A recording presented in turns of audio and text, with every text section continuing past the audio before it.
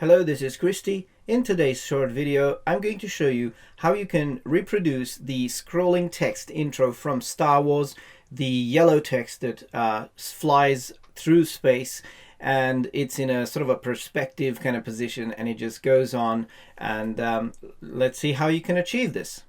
In Camtasia, you can add annotations. That's pretty much all of the only way you can use text to add it on screen. So we will create an annotation, and we will use two steps actually for this effect. One is to create an annotation with text, scroll it, and then make it appear like it's flying through space. So to do this, I'm going to use an annotation, and you see here it has a frame around it, which is the the handles for resizing it.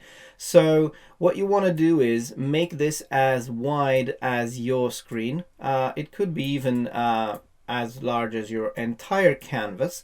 You will see that the text is centered. We want to keep it this way. And inside of this, I'm going to type my text. Now, of course, this is not very tall, so I can only type this much text. But if I scroll out a bit and make it taller, you'll notice that I can actually add much more text, even if at the beginning it's off screen, just like with the effect in the movies. So let's try to type some random text in here. And one trick to this is that you should keep the lines narrow. If you've made this annotation as wide as your screen, that is fine, but we may have to actually make it narrower, like holding down the control key and squeezing it in like this, because we want to have 3 or 4 words on a line. And you'll see why, because when you resize this and when you make it scroll and you kind of stretch it and make it very tall, it's gonna have to deform the text. And if the lines are too long, it's going to become too small to read. And also the effect's not going to be so cool. So let's make it wide as the screen for now. And let me just type the text in here. Let's call it episode 10 for some reason. And put a new line in here. And now I'm going to just type some random text. And I'll get back when I'm done. One thing I wanted to mention here is that if you type in new lines every time you want to break a line, that was the reason why I said we may have to make this annotation narrow, is because if you then need to make it narrow later, or you need to change the width for some reason to fit nicely and visually, it will do funny things because you've added new line characters here, and then if you make it narrow, it's going to break those lines further, and then it's going to look all weird. So what I recommend is you type entire paragraphs and only add manual line breaks between paragraphs if you have to have more paragraphs. So then when you actually need to squeeze this in for adjusting the width, it's going to flow nicely. And it's not going to create artificial line breaks in addition to your line breaks. Okay, so what I did here is a bit wrong. So normally I want to keep my paragraphs in one unit like this. And then if I want to add a new paragraph, I add a new paragraph, but then the next paragraph is going to have to be continuous. Don't break your paragraphs, okay?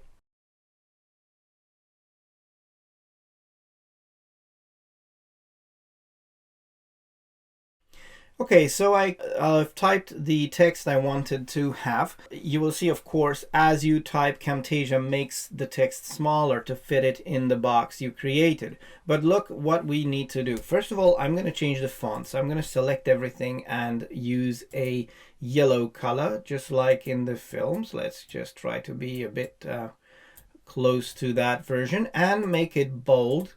And now it's up to you how you want to make this font look. When you distort it later, it's going to actually make the letters a bit longer. And as the letters sort of slide out and into space as it is, they will become less tall. So it's up to you if you want to make the font, use a font that is taller slightly. You have to use a non-serif font. Of course, that's how it works. It's easier to see, and that's what they use in the movies. But If you are happy with this font, we can move to the next part. Let's see how we can achieve the effect. I'm gonna actually scroll out, so use the mouse wheel to just zoom out a bit. And now I'm going to hold down the Control key and push the sides in. So that's going to keep my text box centered and also bring the text in. And notice the fact that we added lines between the paragraphs, it makes the text stay together as a unit in the paragraphs with the new lines between them. That is just fine. So you notice I'm reducing this to about 3 or 4 words per line, depending on how long your words are. And now you can actually move this down and make it longer, and of course make it wider again to stay like this. I think this might be enough. I mean, okay, you can zoom out even more and make it longer, and then you can adjust it like this. So now if we zoom back in, you see that this is, I'm only seeing this part of the text. Now here's the effect. Normally the text in the films starts off screen. So maybe you want to go in here and add a couple of lines between the title and the rest of the text. If you want more spacing between your paragraphs, of course you can go in here and add a couple of more lines. You may have to scroll your mouse wheel and zoom out just to adjust this. I forgot to mention this. If you want to have a bit more space between your paragraphs, then you want to go in and add those new extra lines in there. But that is up to you how you want to break these up. So now this is my text. I'm happy with my paragraphs. I can, I can see the text, and I'm happy with the amount of text in here. So next we will scroll this. So what we want to do is, in the end of my animation, I want the text to end up kind of here, right on the screen. But don't worry about this, because what I actually want to do is I want to make it scroll out of the screen, right, like this. So for this, we will create the scrolling effect first, because that's the easiest to do before we deform it. So I'm going to make my text go about a minute. Maybe, you want to do it slower. It's up to you. You can go back and adjust your animation and make it longer like this. And we want to scroll the text all for the duration of about a minute. We want to scroll it up from the off screen. So I'm going to put it off screen to start with.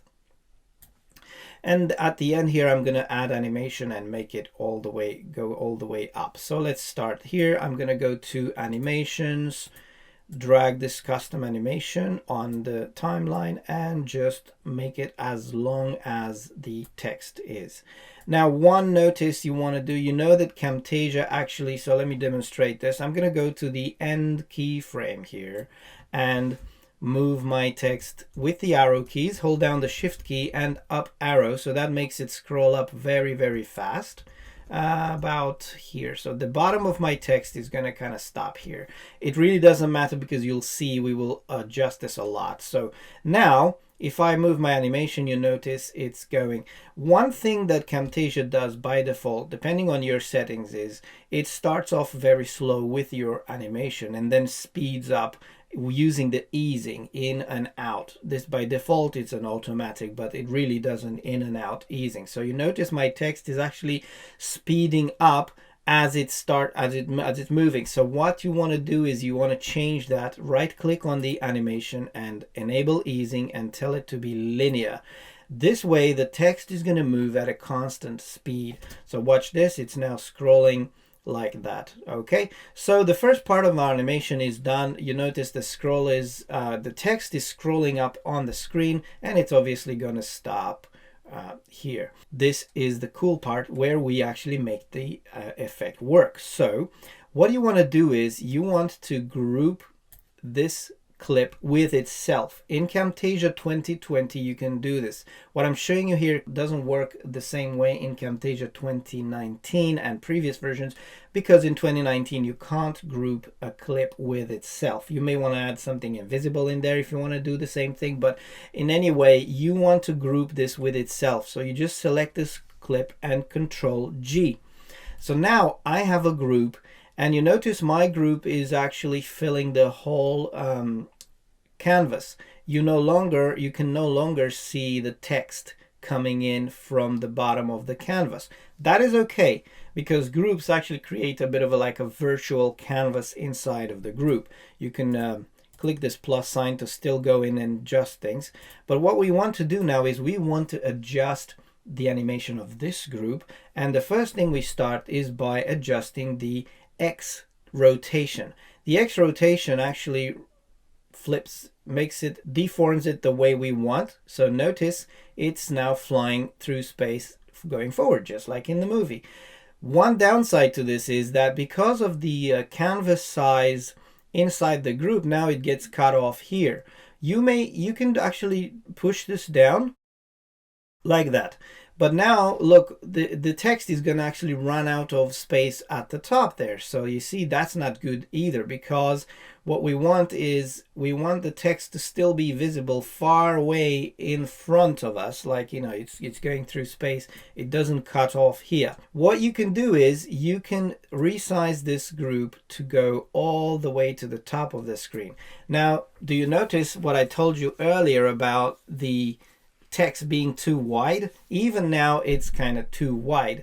So what we can do is we can pull the sides in to make it smaller like this, and then control key and resize it. You see it's not doing it. So while my text is like this, I can open the group and select my clip, and I can keep adjusting it. Now you see my adjustment, my annotation is all over the screen. It's out here, it's deformed, but it still allows me to actually make it narrow. If I find the handles here, control key and make it narrow to fit my message.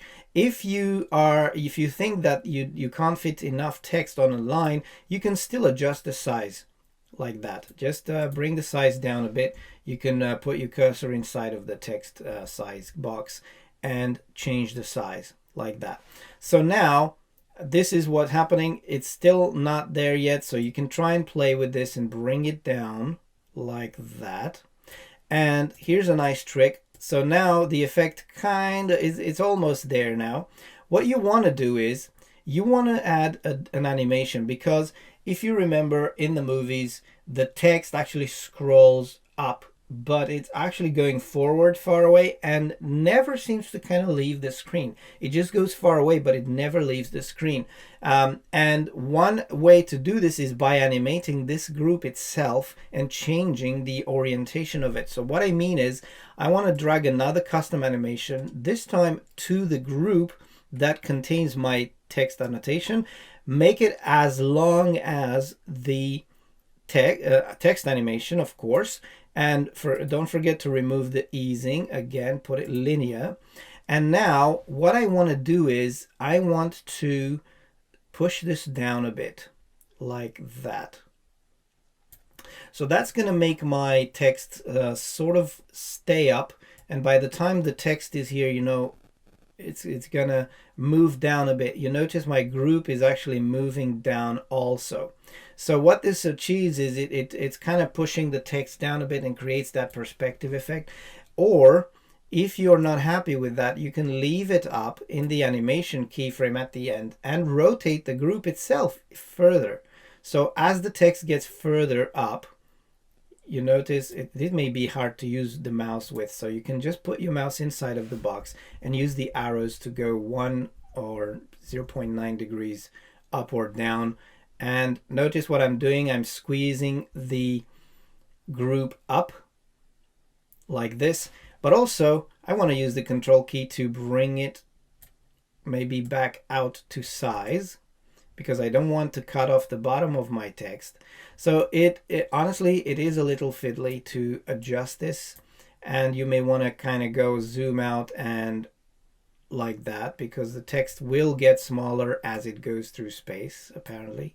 So I think I'm happy here. When I'm at this point, I'm actually ready to fade it out anyway. So you notice what's happening now? My text is scrolling, but also my group is kind of going down further down as we advance. So here you go. I kind of got it.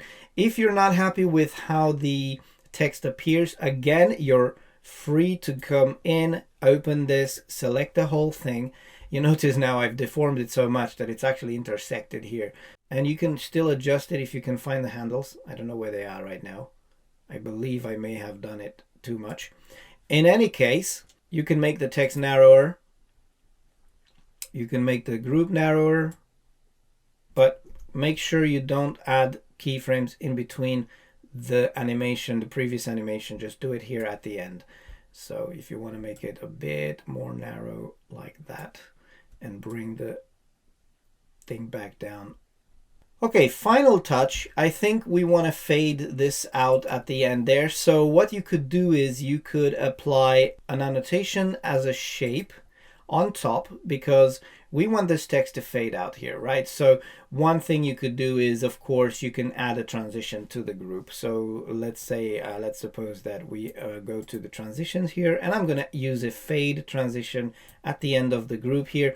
Maybe you want to zoom in here and make the transition longer, so that by the time you get to the end there, it actually disappears. So like this. You know, it's gone there, people have read the message, and it's fading out. If it's fading out too slowly, you can select the animation, the transition, and just make it shorter like that. So there you go. That's the end of my animation, and the text is fading out. You want to do something else. To achieve a better effect, you may want to actually fade the top of your text, because by the time, you know, people are reading the bottom part, they don't care about the top part, and you can actually make it fade out. This is how you can do this. You can go to annotations, go to shapes, and choose one of these rectangular shapes. This one happens to be black. I'm going to make it cover the top sort of section, top half of the screen. And I want to fade it out. So this is one way to apply a faded cover, gradient transparency, if you want, to the this shape, so I can see the text below it. Instead of a solid fill, you can use a gradient fill. And you can use this one to rotate it. You can see the rotation doesn't help you with the gradient fill. But what you can do is you can go, because you notice the gradient is from black to white.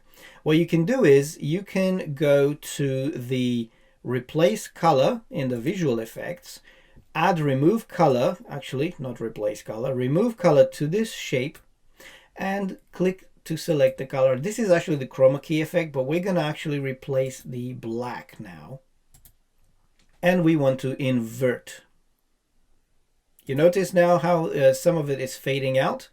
So my color is black on the object and it fades to white. So that's obviously not going to work.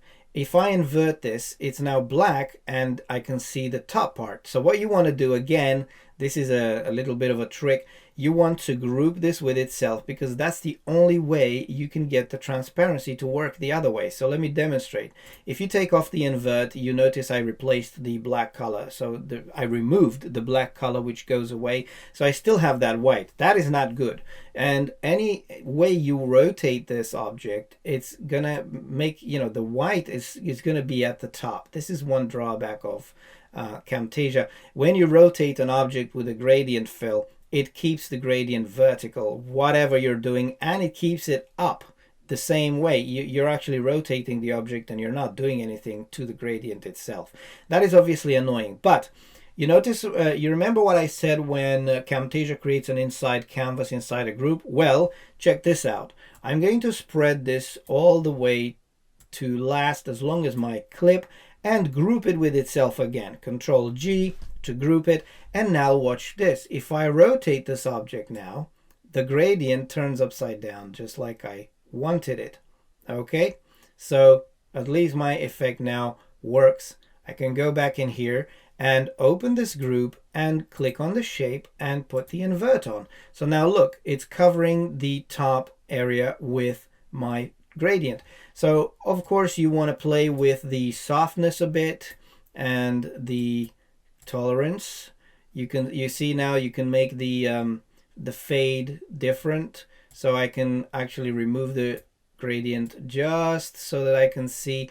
If you do the softness higher, you need to put the tolerance down a bit. So just make sure you don't have any white in there. I don't know if this is very easy to see, but you notice now that my text fades into the dark. Of course, you can adjust this to push it up. Or if you want the gradient to be smoother, you can resize this all the way down, because the gradient will resize with it, and then move it up again. So you notice now how my text fades into the dark space like that. So you see there's a very smooth fade in here and no fade at all. So the procedure was that we have a black shape covering this area. We have a gradient fill. We group it so we can rotate it upside down, and we have a replace color and removing the white from the gradient. And then you play with the tolerance and the softness to make the gradient different. You know, notice what I'm doing here with the softness. It's pushing the gradient up or down. So now you have a very nice fade into black kind of thing in space here. I will let you be the one to add stars to this scene, but basically I think my effect here is done. So now let's see how the effect works. If you for some reason have resized it too much and you've deformed it too much, maybe in your case like it is here, I think, you know, I usually get it right, but if it starts too late, you may want to go back into this group and put the object higher on your animation. And now for the finishing touch, I'm going to actually add a background of stars here. I've imported a photo here from Unsplash with some star background. I'm dragging it onto my timeline and of course extending the duration for the entire duration of my movie. I'm going to just resize it a bit, and I think it may be too strong, so I'm going to put the opacity down like this a bit. And of course, I have to move it below this. So I'm going to insert a new track here and put this graphic at the bottom on the last track. Now let's see if my effect is working. Deselect everything and enjoy the show.